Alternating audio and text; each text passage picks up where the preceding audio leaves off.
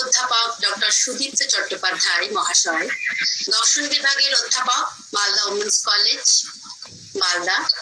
ওনার topic হলো Gandhian concept of trusteeship and the post modern age. আমন্ত্রণ জানায় সম্মানীয় অধ্যাপক ডক্টর সুদীপ্ত চট্টোপাধ্যায় মহাশয়কে তার মূল্যবান বক্তব্য আলোচনা করার জন্য। Thank you Bhaswati di, doctor Bhaswati Dey. Good evening to all. ছাত্রছাত্রীদের সুবিধার জন্য আমি বাংলাতে বলছি। ভাস্বতী দি শোনা যাচ্ছে? হ্যাঁ, ভাস্বতী দি? হ্যাঁ, শোনা যাচ্ছে, পরিষ্কার শোনা যাচ্ছে। আচ্ছা, ট্রাস্টিশিপ এই ধারণাটা আমাদের অনেকেরই আছে, তবে আমরা খুব অল্প জেনে থাকি এ বিষয়ে। তো আজকে চেষ্টা করছি যে আরো কিছু তথ্য তোমাদের সামনে তুলে ধরতে, ছাত্রছাত্রীদের সামনে। ট্রাস্টিশিপের এই ধারণাটি গান্ধীজির কাছে এসেছে, বা গান্ধীজি যে ধারণাটি পেয়েছেন সেটি বেশ কয়েকটি সূত্র থেকে। প্রথমত, কোয়েকার বলে যে ইংরেজি ফ্রেন্ডস আছে, সেই ধারণা থেকে, তাদের যে সাধারণ আইন, জেনারেল ল কোয়েকারদের, তাদের থেকে এই ট্রাস্টিশিপের ধারণাটা পেয়েছেন তিনি। এছাড়া হিন্দু ধর্মগ্রন্থ যেমন ঈশভাষ্য, উপনিষদ, ভাগবত গীতা, এগুলো থেকে তিনি এই ধারণা পেয়েছেন। আর পেয়েছেন গুজরাটি বানিয়া সম্প্রদায়ের বুদ্ধিবৃত্তিক ঐতিহ্য ও অনুশীলন থেকে। ঈশাভাষ্য উপনিষদের শুরুর অর্থাৎ প্রথম শ্লোকটিতেই বলা হচ্ছে, ওং ঈশাভাষ্যমিদং সর্বং যৎকিঞ্চ জগত্তাম জগৎ তেন ত্যক্তেন ভুঞ্জিথা মা ক্রীধ কস্য সিদ্ধনম। এর অর্থ হলো, সমস্তই যা কিছু আমাদের আছে ঈশ্বরের দ্বারা নিহিত। ভোগ করার জন্য প্রথমে ত্যাগ করতে হবে, কারো সম্পদ চেয়েও না। এম.এল. দান্তওয়ালা, নরহরি পারিক, কিশোরলাল মাসরুওয়ালা এবং বিশিষ্ট ব্যক্তিরা ট্রাস্টিশিপের একটি খসড়া তৈরি করেছিলেন। গান্ধীজি এই খসড়ার কিছু পরিবর্তন সাধন করেন এবং তার চূড়ান্ত রূপ দেন। এই ট্রাস্টিশিপের চূড়ান্ত রূপে পুঁজিবাদকে কোনো প্রাধান্য দেওয়া হয়নি। বর্তমান স্বীকৃত শ্রেণীকে, পুঁজিবাদ শ্রেণীকে নিজেদের পুনর্গঠনের সুযোগ দিতে হবে, তাদেরকে সুযোগ দিতে হবে যেন তারা নিজেরাই নিজেদের ভিতরের যে সত্তা, মানবতা, তাকে জাগিয়ে তুলতে পারে। মানব প্রকৃতি কখনোই মুক্তির বাইরে নয়। এই ট্রাস্টিশিপ সম্পত্তির ব্যক্তিগত মালিকানার কোনো অধিকারকে স্বীকৃতি দেয় না, যতদূর পর্যন্ত এটি তার নিজস্ব কল্যাণের জন্য সমাজ দ্বারা অনুমোদিত হতে পারে। সম্পদের মালিকানা এবং ব্যবহারের আইন বাদ দেয় না এই ট্রাস্টিশিপ। রাষ্ট্র নিয়ন্ত্রিত ট্রাস্টিশিপের অধীনে একজন ব্যক্তি সমাজের স্বার্থকে উপেক্ষা করে স্বার্থপর সন্তুষ্টির জন্য তার সম্পদ ধারণ বা ব্যবহার করতে স্বাধীনভাবে থাকতে পারবে না। তাকে সকলের কথাই ভাবতে হবে। একটি সৎ ন্যূনতম জীবন মজুরি দেওয়ার প্রস্তাব এখানে করা হয়েছে। সমাজের যে কোনো ব্যক্তিকে সর্বাধিক আয়ের জন্য একটি সীমা নির্ধারণ করা উচিত। এই ধরনের ন্যূনতম এবং সর্বোচ্চ আয়ের মধ্যে পার্থক্য যুক্তিসঙ্গত এবং ন্যায়সঙ্গত এবং তার সময় সময় পরিবর্তনশীল হওয়া উচিত। গান্ধীজি মনে করেন সমান বন্টনের আসল অর্থ হলো যে প্রত্যেক মানুষের কাছে তার সমস্ত প্রাকৃতিক চাহিদা সরবরাহ করার উপায় থাকবে। যেমন যদি একজন ব্যক্তির দৌড় হজম হয় এবং তার রুটির জন্য মাত্র 1 পাউন্ডের 1/4 ময়দার প্রয়োজন হয় এবং অন্য একজনের 1 পাউন্ডের প্রয়োজন হয়, তবে উভয়েরই তাদের চাহিদা পূরণের অবস্থানে থাকা উচিত। উৎপাদন নির্ধারিত হবে সামাজিক প্রয়োজনে, ব্যক্তিগত লোভ দ্বারা নয়। গান্ধী মানবিক ও সামাজিক মূল্যবোধের প্রতি সীমিত সম্মানের সাথে জীবনযাত্রার উচ্চ মানের পরিবর্তে মানব জীবনের উন্নয়ন ও উন্নতির উপর জোর দেন। তার দৃষ্টিভঙ্গি মানব মর্যাদায় পরিণত হয়েছে। তিনি বিশ্বাস করেন যে ধনী ব্যক্তিদের দরিদ্রদের সাহায্য করার জন্য তাদের সম্পদের সাথে অংশ নিতে রাজি করানো যেতে পারে। গান্ধীবাদী সমাজতন্ত্র মার্ক্সীয় সমাজতন্ত্র থেকে আলাদা। মার্ক্সের যে ক্লাস স্ট্রাগল আমরা জানি, সেটা এই ট্রাস্টিশিপের যে ধারণা সেটা থেকে সম্পূর্ণ আলাদা। কারণ আমরা জানি গান্ধীজি অহিংসা এবং সত্যের ধারণার উপরে তার সমস্ত দর্শন নির্ভর করছে। মার্ক্সীয় সমাজতন্ত্র সহিংসতার উপর জোর দেয়, কারণ এখানে শ্রেণী সংগ্রামের উপরে জোর দেওয়া হয়েছে। কিন্তু গান্ধীবাদী সমাজতন্ত্রের লক্ষ্য ধনী লোকদের হৃদয় পরিবর্তন করা। সহিংসতার কোনো স্থান থাকা উচিত নয়। সাধারণ মানুষের উচিত তার ট্রাস্টিকে বিশ্বাস করা এবং ট্রাস্টিকে অভিভাবকের ভূমিকা পালন করা উচিত। গান্ধী দাবি করেন যে সম্পদের মালিকরা তাদের পরিষেবার জন্য পুরস্কার হিসেবে নিজেদের জন্য একটি যুক্তিসঙ্গত মজুরি রাখতে পারে, যা সমাজের জন্য সহায়ক হতে পারে। তার মতে সমস্ত সম্পত্তি ঈশ্বরের এবং তার ট্রাস্টিশিপের ধারণায় ট্রাস্টিদের ইচ্ছাকৃতভাবে সেই সম্পত্তি ধ্বংস করার অধিকার নেই। গান্ধী এটিকে সমর্থন করেন কারণ তিনি মানুষের মঙ্গলের মৌলিক শক্তি এবং নৈতিকতার মূল্যে বিশ্বাস করেন। মানুষের মর্যাদা রক্ষা করা ট্রাস্টিশিপ পদ্ধতির মূল নীতি। উত্তর আধুনিক যুগের মানুষের দাবি বিদ্রোহের কারণ হয়ে দাঁড়ায়, যা বিভিন্ন দেশে মাঝে মধ্যে মানুষের মর্যাদা, ন্যায় বিচার এবং ন্যায় পরায়ণতার উদ্দেশ্য দ্বারা অনুপ্রাণিত হয়। এটা খুবই পরিষ্কার যে ট্রাস্টিশিপের ধারণাটি আজ প্রাসঙ্গিক, কারণ এটি বিশ্বের সামাজিক, অর্থনৈতিক এবং রাজনৈতিক পরিবর্তনের লক্ষ্য সাধন করে থাকে। এই মানবিক মর্যাদা, ন্যায় বিচার ও ন্যায্যতা অর্জনের প্রথম ধাপগুলির মধ্যে একটি হলো সমাজের শ্রেণী সংগ্রামের বিস্তৃত কঠিন উপাদানকে নির্মূল করা। ট্রাস্টিশিপের গান্ধীবাদী ধারণা কোনো বিশেষ শ্রেণীর ক্ষতি করতে চায় না, তবে এটি কিভাবে শ্রেণী ব্যবধানকে সংকুচিত করা যায় সে সম্পর্কে আমাদের ধারণা দিয়ে থাকে। সব গণতান্ত্রিক দেশের অভ্যাস হচ্ছে ধনী গরিবের মধ্যে ব্যবধান কমিয়ে আনা। বর্তমানে ভারতে আমরা আমাদের সহায়ক নীতি, জনসংখ্যা বৃদ্ধির অনুমান এবং আবগারি নীতির পিছনে এই ধারণাটি খুঁজে পাই, যা উচ্চ শ্রেণীকে ব্যাপকভাবে বকেয়া এবং সমাজের নিম্ন অংশকে কিছু সহায়তা করে থাকে। আমরা এই নীতিগুলিকে আস্থার গান্ধীবাদী ধারণার চমক খুঁজে পাই। গান্ধীর ধারণা 1 শতাব্দী আগে অর্থাৎ 20 শতাব্দীতে প্রচারিত হলেও বর্তমান উত্তর আধুনিক যুগে এর প্রাসঙ্গিকতা রয়ে গেছে।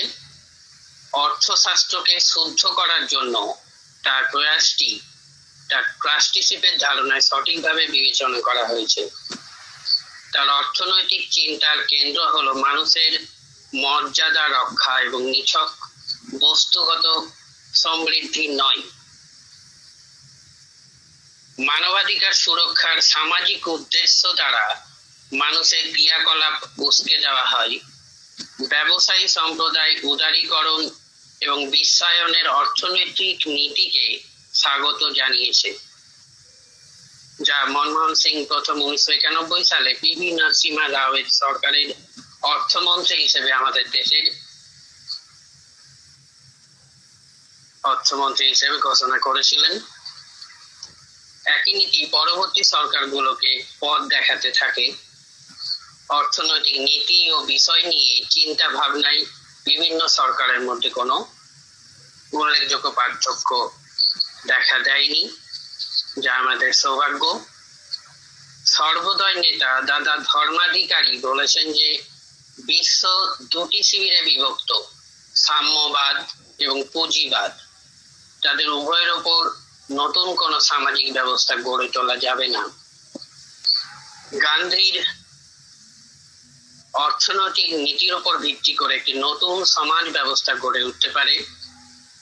গান্ধীবাদী অর্থনৈতিক ব্যবস্থার অধীনে উৎপাদনের চরিত্রটি সামাজিক প্রয়োজন দ্বারা নির্ধারিত হবে এবং ব্যক্তিগত ইচ্ছা বা সম্মতি দ্বারা নয়। আনুষ্ঠানিক ট্রাস্টিশিপ খসড়া প্রকাশ করার আগে সিদ্ধান্ত নেওয়া হয়েছিল এটি জিডি বিড়লাকে দেখানো হবে এবং তিনি এটিকে স্বাগত জানান। এটিও প্রস্তাব করা হয়েছিল যে পুরো প্রচেষ্টাটি সূত্র প্রকাশের সাথে শুরু এবং শেষ নাও হতে পারে। বিড়লাকে প্রথমে কিছু সহ ব্যবসায়ীদের মধ্যে এটি ক্যানভাস করা উচিত, যাতে খসড়া প্রকাশের সাথে সাথে তাদের গ্রহণযোগ্যতার ঘোষণা করা যেতে পারে। এই বিষয়ে বিড়লার কাছ থেকে আর কোনো যোগাযোগ পাওয়া যায়নি। আমরা আরেকটি দিকের কথা জানবো। বিনোবা ভাবের ভূদান বা গ্রামদান কর্মসূচি এই ট্রাস্টিশিপের বিশ্বাস থেকে উদ্ভূত।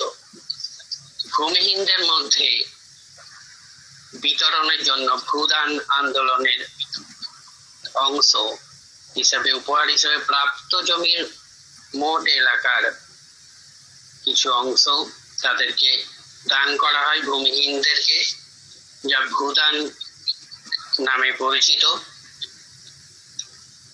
এছাড়া স্কট বেডার কোম্পানি লিমিটেডের আর্নেস্ট বেডার ইউকেতে ট্রাস্টিশিপ ধারণার জন্য সফলভাবে প্রচার চালান। একই উদ্দেশ্যে ইউকেতে শিল্প সাধারণ মালিকানা আইন 1976 প্রণীত হয়েছিল। পশ্চিম জার্মানিতে ট্রাস্টিশিপ কনসেপ্টের বিভিন্ন মাত্রা সাফল্যের সাথে কয়েকটি কোম্পানি চেষ্টা করেছে, যেখানে প্রায় 40,000 ট্রাস্টিশিপের ভিত্তিতে কাজ করছে। ভারতে ট্রাস্টিশিপের জন্য কাজ করা সংস্থাগুলির মধ্যে রয়েছে জয়প্রকাশ নারায়ণের অনুপ্রেরণায় গোবিন্দরাও দেশপান্ডে দ্বারা মুম্বাই প্রতিষ্ঠিত trusteeship foundation.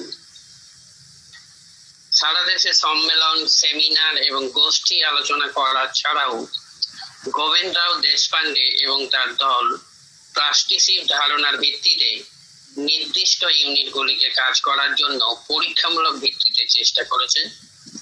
People's trusteeship packaging private limited Mehsana এমন একটি উদাহরণ। উদ্যোক্তা, মালিক, কর্মচারী এবং ট্রাস্টি হিসেবে সম্প্রদায়ের প্রতিনিধিদের সাথে একটি পৃথক ট্রাস্ট একটি কোম্পানিতে নিয়ন্ত্রণকারী আগ্রহ ধরে রাখতে পারে। কর্মচারীদের ভোট দেওয়ার অধিকার থাকতে পারে এবং তাদের ট্রাস্টের সদস্য পদ কোম্পানিতে তাদের কর্মসংস্থানের সময়ের মধ্যে সীমাবদ্ধ। এই ধরনের ট্রাস্টের করযোগ্যতার উপর আয়কর এবং সম্পদ কর আইনে কিছু পরিবর্তন করতে হবে।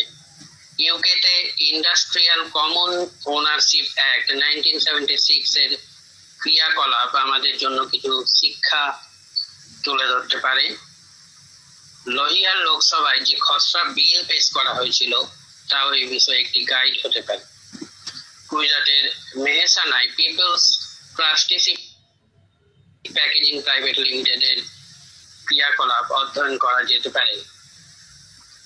একটি কোঅপারেটিভ সেট আপ অপরিহার্যভাবে একটি ট্রাস্টিশিপ কাঠামো নয়, একটি সমবায় উদ্যোগে একজন শুধুমাত্র তার সদস্যদের সুবিধার জন্য কাজ করে, যারা বিভিন্ন ক্ষেত্রে ভিন্ন হতে পারে। যেমন অভিজ্ঞতা দেখা গেছে সমবায়ের কথা চাষি, শ্রমিক, ভোক্তা বা এমনকি সম্প্রদায়ের স্বার্থ নিয়ে নিজেদের চিন্তা করেন না। এইভাবে একজন ভোক্তার কোঅপারেটিভ শুধুমাত্র তার ভোক্তাদের জন্য সঞ্চিত সুবিধা নিয়ে চিন্তা করে। ট্রাস্টিশিপ শ্রমিক, ভোক্তা এবং বৃহত্তর সম্প্রদায়ের সমান অংশীদারিত্বের পূর্বাভাস দিয়ে থাকে। উন্নত মজুরি, বেতন প্রদান এবং শ্রমের কল্যাণের জন্য সুযোগ সুবিধা প্রদান ট্রাস্টিশিপের প্রতিনিধিত্ব করে না। দাতাদের নামের সাথে বা নাম যুক্ত করে বিভিন্ন প্রকল্পের সুবিধার জন্য পর্যায়ক্রমে দান করা ট্রাস্টিশিপ নয়। এটি ট্রাস্টের দ্বারা কোম্পানির ইকুইটি শেয়ার রাখা ট্রাস্টিশিপ থেকে অনেক দূরে। ট্রাস্টিশিপ বৃহত্তর ধারণা হয়ে উঠতে পারে একটি আন্দোলন, প্রকৃতপক্ষে জীবনের একটি উপায়। ক্ষমতায় থাকা ব্যক্তিরা নিজেদের আস্থাভাজন হিসেবে বিবেচনা করবে এবং ব্যক্তিগত মঙ্গলের পরিবর্তে মানুষের কল্যাণের জন্য বিশাল সম্পদ, ক্ষমতা এবং সহকারী প্রভাব ব্যবহার করবে। একইভাবে বুদ্ধিজীবীরা তাদের জ্ঞান এবং বুদ্ধি সম্প্রদায়ের স্বার্থে ব্যবহার করবে। সংগঠিত শ্রমিকদের অবশ্যই মনে রাখতে হবে যে তারা সুবিধা প্রাপ্ত নাগরিকদের 10% মধ্যে রয়েছে। আমাদের মহাত্মা গান্ধী আমাদের কেবল নদীতে নিয়ে যেতে পারেন, নদীর জল পান করাতে পারেন না, অর্থাৎ আমাদেরকে নিজেদেরকে সচেতন হতে হবে। তার মতে সম্পদ ব্যবসায়ের অধিভুক্ত নয়, তিনি বরং সমাজের কল্যাণের জন্য সম্পদ পরিচালনার দায়িত্বপ্রাপ্ত ব্যক্তি, যথা ট্রাস্টি, এবং শুধুমাত্র অপেক্ষাকৃত কম সুবিধা প্রাপ্তদের সাথে তার সম্পদ ভাগ করে নেওয়ার মাধ্যমে একজন ব্যবসায়ী তার সমাজের জন্য সত্যিকার অর্থে উপযোগী হতে পারে। গান্ধীর জন্য সামাজিক ন্যায় বিচার সহ অর্থনীতি দুর্বলতম সহ সকলের মঙ্গলকে উন্নীত করে এবং একটি শালীন জীবনের জন্য এটি অপরিহার্য।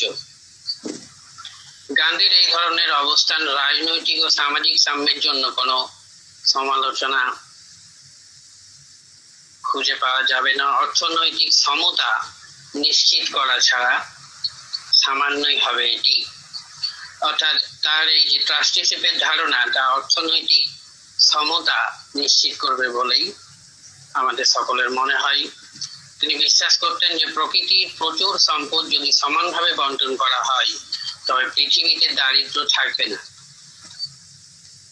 যখন পুঁজিবাদের শ্লোক সমাজতন্ত্র, লাভের জন্য ব্যবসা, ভালোর জন্য ব্যবসা সবই বিতর্কিত হচ্ছে, তখন আমরা গান্ধীর দিক নির্দেশনার দিকে তাকাই, যিনি বিশ্বকে ট্রাস্টিশিপের ধারণার মাধ্যমে প্রগতি ও উন্নয়নের বিকল্প ধারণার সাথে পরিচয় করিয়ে দিয়েছিলেন। তিনি ছিলেন বড় রাজনৈতিক, আধ্যাত্মিক এবং সামাজিক নেতাদের একজন। তিনি শান্তিপূর্ণভাবে লক্ষ লক্ষ লোককে দাসত্ব থেকে মুক্তির পথে নিয়ে গিয়েছিলেন। সত্য ও অহিংসা নীতি থেকে কখনো তিনি বিচ্যুত হননি। আজ সমসাময়িক বিশ্বে আমরা যে চ্যালেঞ্জগুলির মুখোমুখি হচ্ছি সেগুলি মোকাবিলা করার জন্য তাদের পুনর্বিবেচনা করা আমাদের জন্য গুরুত্বপূর্ণ। এই ট্রাস্টিশিপের ধারণাটি আজও সমানভাবে প্রাসঙ্গিক। গান্ধী বলেছিলেন, একটি হিংসাত্মক এবং রক্তাক্ত বিপ্লব একদিন নিশ্চিত হবে যদি না ধনসম্পদের স্বেচ্ছায় ত্যাগ না হয় এবং ধনসম্পদ যে শক্তি দেয় সাধারণ মঙ্গলের জন্য সেগুলি ভাগ করে না নেওয়া হয়। তাই তিনি সমাজ, সম্প্রদায় এবং বৃহত্তরভাবে দেশের কল্যাণে ব্যবসায়ীর অবদান হিসেবে কাজ করার জন্য ট্রাস্টিশিপের ধারণা করেছিলেন। এই প্রক্রিয়ায় তিনি একটি পথ প্রকাশের জন্য একটি মশাল আমাদের সামনে তুলে ধরেছিলেন, এই কথা আমরা বলতে পারি। ট্রাস্টিশিপ একটি দর্শন হিসেবে জাতীয় আন্দোলনের জন্য তাদের একত্রিত করার জন্য গ্র্যান্ড ডিজাইনে ব্যবসায়ী এবং শ্রমিকদের মধ্যে সম্পর্ককে পুনরায় সংজ্ঞায়িত করার চেষ্টা করেছিল। এটি ছিল সামাজিক বিজ্ঞানের শৃঙ্খলার সাথে পরিচিত যে কোনো শিক্ষার্থী নিজেকে এই বিশাল কাজে জড়িত করতে পারে। তিনি যে এই প্রচেষ্টায় সফল হয়েছেন তা আমাদের শিশু জাতির রাজনৈতিক গণসংহতি লক্ষ্যের জন্য তার মতবাদের কার্যকারিতা দেখানোর জন্য অনেক দূর এগিয়ে নিয়ে যায়। ঔপনিবেশিক শাসনের বিরুদ্ধে একটি রাজনৈতিক আন্দোলনের মধ্যে জাতি গঠনের লক্ষ্যে জনগণকে এই ধারণার চারপাশে একত্রিত করার ক্ষেত্রে সাফল্য এবং কার্যকারিতা গভীর বোঝার জন্য বিশ্বস্ততার ধারণার যোগ্যতা রাখে। গান্ধী বিশ্বাস করতেন যে ঈশ্বর হলেন সমস্ত সম্পদ ও বস্তু জগতের মালিক। তার মতে সম্পদ ব্যবসায়ীর অধিভুক্ত নয়, তিনি বরং সমাজের কল্যাণের জন্য সম্পদ পরিচালনার দায়িত্বপ্রাপ্ত ব্যক্তি অর্থাৎ ট্রাস্টি। শুধুমাত্র অপেক্ষাকৃত কম সুবিধা প্রাপ্তদের সাথে তার সম্পদ ভাগ করে নেওয়ার মাধ্যমে একজন ব্যবসায়ী তার সমাজের জন্য সত্যিকার অর্থে উপযোগী হতে পারে। গান্ধীর মতে প্রকৃত অর্থনীতিকে সামাজিক ন্যায় বিচার থেকে আলাদা করা যায় না। তার জন্য সামাজিক ন্যায় বিচার সহ অর্থনীতি দুর্বলতম সহ সকলের মঙ্গলকে উন্নীত করে এবং একটি শালীন জীবনের জন্য অপরিহার্য। গান্ধীর এই ধরনের অবস্থান রাজনৈতিক ও সামাজিক সাম্যের জন্য সমালোচনাবিহীন।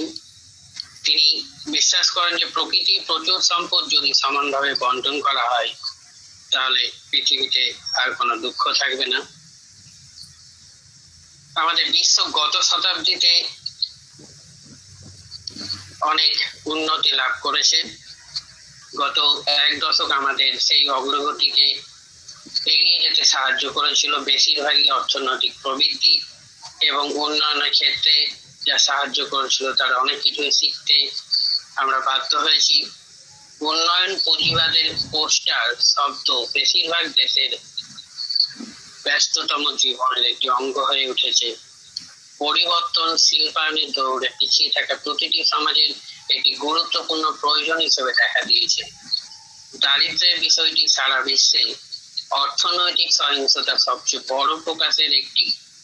যদিও আদর্শভাবে একটি কোম্পানির আর্থিক সাফল্য দীর্ঘমেয়াদে ব্যবসার প্রতিটি ক্ষেত্রে ইতিবাচক অর্থনৈতিক, সামাজিক এবং পরিবেশগত মূল্য তৈরি করার ক্ষমতার উপর নির্ভর করে।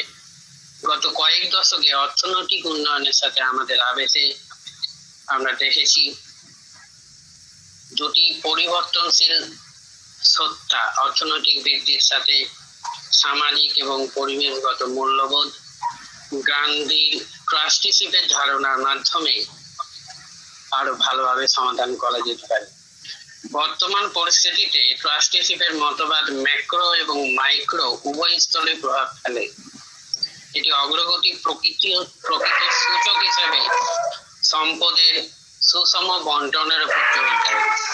গান্ধী আরো জোর দিয়েছিলেন যে এই ন্যায়সঙ্গত বন্টনটি মানুষের মর্যাদা নিশ্চিত করার জন্য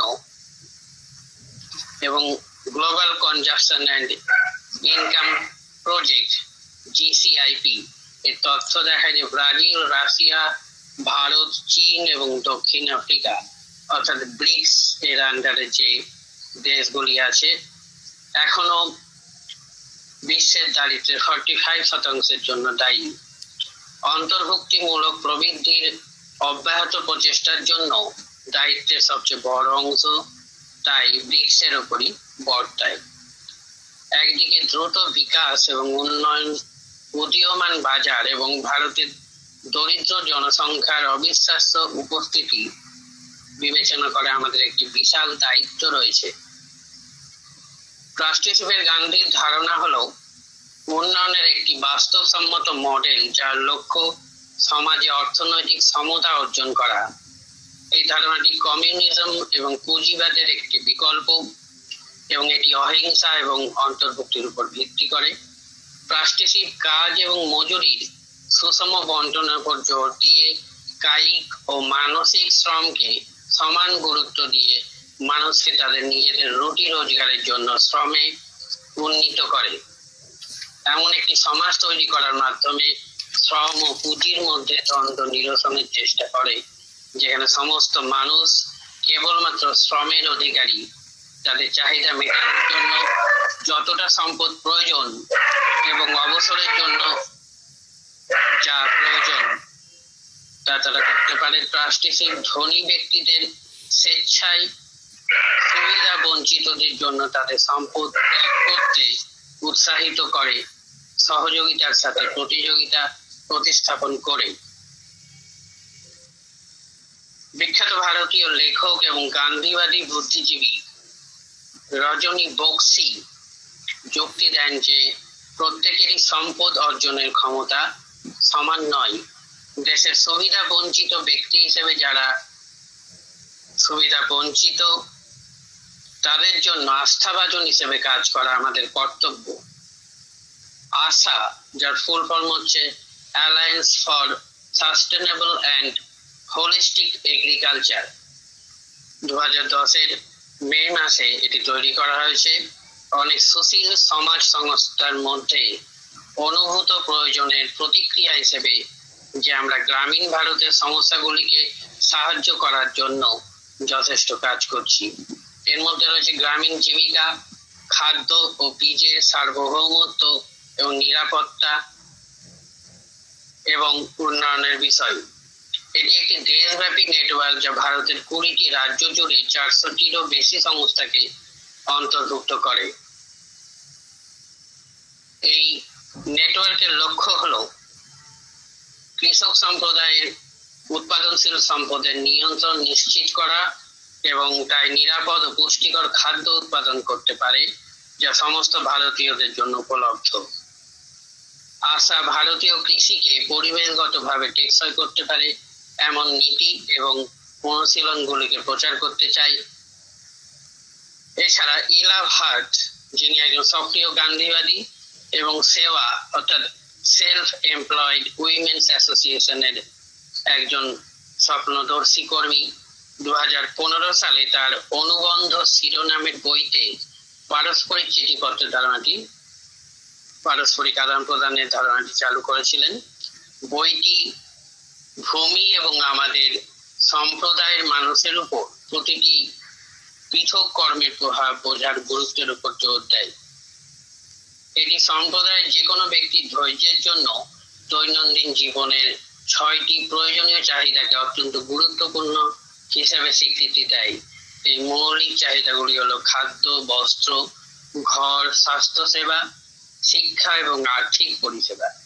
তিনি বিশ্বাস করেন যে স্থানীয় এলাকার মানুষের জন্য এই চাহিদাগুলি পূরণ করা যেতে পারে এবং নিরক্ষরতা, পরিবেশগত অবক্ষয়, শোষণ এবং দারিদ্র্য সম্পর্কিত সমস্যাগুলি সমাধানের জন্য বাস্তব সমাধান পাওয়া যেতে পারে। একটি নির্দিষ্ট অঞ্চলে 2 বোতল জল বিতরণ করা বড় সাম্প্রদায়িকের পক্ষে যথেষ্ট নয়। যা প্রয়োজন তা হলো স্থানীয় সরকারকে সাহায্য করা যাতে সাধারণ মানুষ বিশুদ্ধ পানীয় জল ট্যাপ করে পেতে পারে। নিজেকে সত্যি বড় হতে গেলে আমাদের একে অপরকে বেড়ে ওঠা সাহায্য করতে হবে, এটাই হওয়া উচিত আমাদের মূল নীতি। থ্যাংক ইউ সকলকে।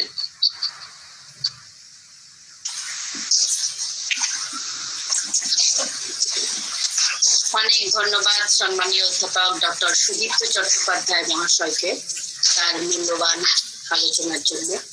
আশা রাখি সমৃদ্ধ হয়েছেন সকলে। কারো কোনো বক্তব্য বা কোয়েশ্চেন থাকলে তবে অবশ্যই রাখতে পারেন স্যারদের কাছে। যদিও আমাদের সময় ভীষণই কম, যে কোনো 1-2 কোয়েশ্চেন আমরা নিতে পারি। স্যার একটা প্রশ্ন ছিল, বলবো স্যার? হ্যাঁ বলো। স্যার আমরা তো গান্ধীজি যখন ট্রাস্টিশিপের ধারণা এখন মানে এমন একটা সময় পড়ছি যখন আমাদের মন মানসিকতাই একদম পুরোপুরি নেওয়ার মতন করে তৈরি হয়ে গেছে।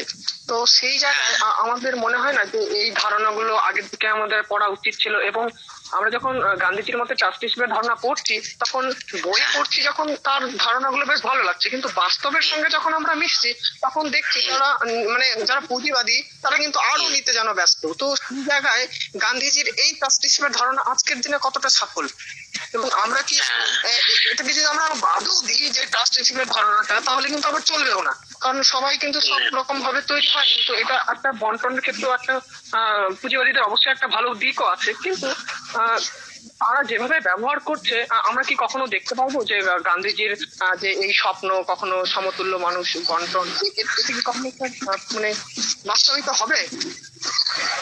হ্যাঁ, এক্ষেত্রে আমাদের ভাবতে হবে যে প্রথমে যে জিনিসটা ছিল সেটা আরো ছিল খারাপ মুহূর্ত, যেখানে কার্ল মার্কসের শ্রেণী সংগ্রামের কথা পাই, যে দাসত্ব একেবারে যেমন করে বেঁধে রাখা হয় অন্যান্য ইতর প্রাণী বা কুকুর গরু ছাগলকে, ঠিক সেরকম ভাবে মানুষকে বেঁধে বিক্রি করা পর্যন্ত হতো। সেই জায়গা থেকে আজ আমরা যে বর্তমান সমাজে এসেছি সেখানে অনেকটাই আমরা আগের থেকে ভালো আছি, যদিও পুরোপুরি ভালো নেই, এখনো অনেক কিছু আমাদের করতে বাকি আছে। তো সরকার এখন শুধু সরকার করলেই হবে না, আমাদের নিজেদের সচেতনতা লাগবে।